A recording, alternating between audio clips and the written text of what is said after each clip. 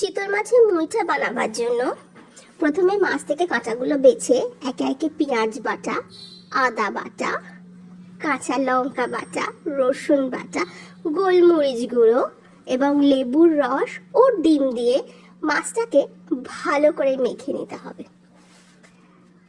এবার মাছটাকে ছোট ছোট চ্যাপ্টা চ্যাপ্টা গোল গোল করে একটা আকার দিতে হবে।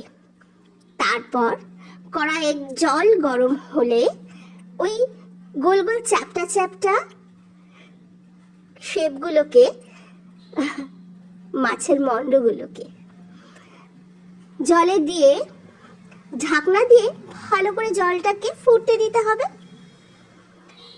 মাছ সেদ্ধ হয়ে গেলে মাছগুলিকে জল থেকে তুলে একটি ছাঁকনিতে জল ঝরিয়ে নিতে হবে ভালো করে।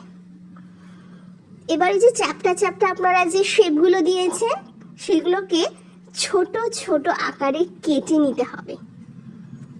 তারপর কড়াইয়ে সাদা তেল দিয়ে তেল গরম হলে ওই ছোট ছোট চ্যাপ্টা চ্যাপ্টা যে ধরনের আপনারা আকারগুলো দিয়েছিলেন, আপনারা মাছটাকে কেটে নিয়েছেন যেভাবে, সেই ছোট ছোট টুকরো টুকরোগুলো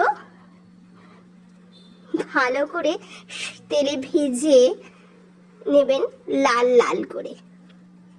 তাহলেই তৈরি হয়ে গেল আপনাদের সুস্বাদু চিতল মাছের মুইটা, যেটা খেতে অমৃত।